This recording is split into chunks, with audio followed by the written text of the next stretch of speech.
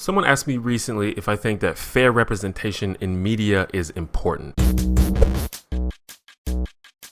And if you don't know what I mean exactly when I say media representation, I'm talking about the portrayal of different groups of people and different cultures and different ideas. For example, the vast majority of movies and TV shows feature able-bodied characters. So one might argue that since in reality there are millions of people who are physically disabled in some way, that this group is not being adequately represented in media. And it's not only the frequency of representation, it's also the nature of representation. So if a movie features a disabled character, but that character's disability is used to denigrate the character or used as comic relief or something like that, someone may argue that that is not a fair representation of the disabled. So is it important? That's kind of a hard question. Should we criticize media makers for failing to fairly and adequately represent all groups? There's the persistent idea that if we marginalize certain groups of people through media, that it can send a negative message that could affect the self-respect and self-determination of those groups. Now, of course, this is an assertion that's kind of hard to prove, but I don't think it's that hard to believe, especially if we're talking about children. Like, there are so many male-focused movies that feature women whose literal only role is to be a romantic interest for those men in those movies. So if you're a kid growing up and you're constantly internalizing this scenario, it's possible that you could develop some unhealthy ideas about the role of women in society, whether you're a boy or a girl yourself. In fact, I'd argue that this has happened in our society, and I think media did play a large role in that happening. However, my main problem with this line of argument is that it's not really a screenwriter or director's job to raise or protect our children. That's our job. Now, obviously, you can't keep your hand over your kids' eyes at all times, but I would say it's a parent's responsibility to monitor what their kids are watching and internalizing, and also to have, honest discussions with their kids about their role in the world and how to treat people. I think at the end of the day, people who make media are gonna make the media that they want to make. And I don't think we should expect them to do anything else. Like, I want white people to make media from the perspective of white people. I don't want or need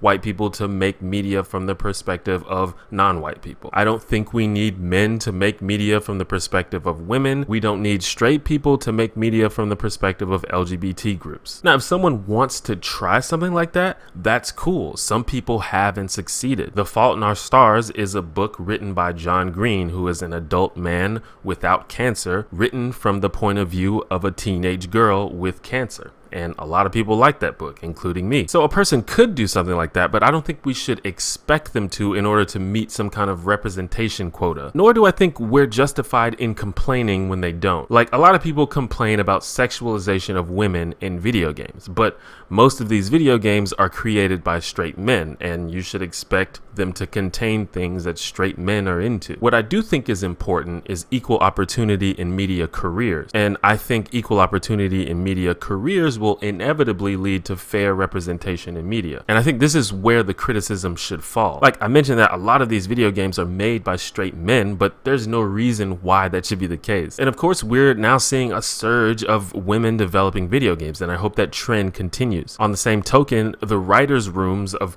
most TV shows that are popular these days contain close to no non-white people. And again, there's no reason why that should be the case. There's no doubt several factors as to why this is happening, including at least to some extent racism and sexism, and that's the thing we can discuss. I'm not going to get into it right now, but the main point is, if there were equal opportunity in media careers, I think fair representation would inevitably follow. In fact, I'm not sure that we can even achieve fair representation without equal opportunity. So important is one way to talk about it, but is fair representation good? And to that I say, of course it's good, because it means more people are working, and it means media is more diverse, more ideas are being shared, we have more options. More diversity in media is always good. I'm personally a fan of sitcoms, and two of my favorite sitcoms of all time are Seinfeld and Martin. And sorry for the outdated examples, I'm old, but the only reason both of those shows can exist is because of the diversity variety of talent available. The creators of Seinfeld would have never created Martin and vice versa. And also kind of a side note, but any media that's intended to depict a realistic view of the world, in those cases I think representation is basically required. The show Friends is another sitcom that I like, but it takes place in New York City, one of the most ethnically diverse places on planet Earth. However, you can barely count on two hands the amount of times a non-white person has appeared on that show. And that show was on TV for 10 years. That's just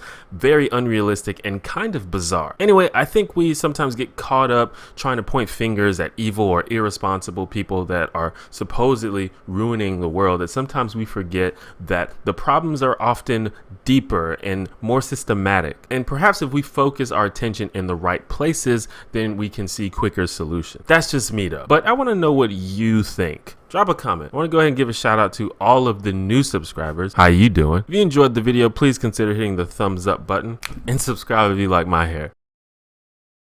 Thank you once again for watching my video. For those that don't know, I'm a full-time YouTube creator, and the only way that I'm able to do that is through your support, and a large portion of that support comes through Patreon. Now, Patreon is a crowdfunding site for people like me with ongoing creative projects. It's kind of like an online tip jar where you can set it up to donate just a couple bucks every time I make a new video. So if you find any value in my channel or my videos, or if you just want to support me, please consider signing up for Patreon. That would be super amazing and totally appreciated.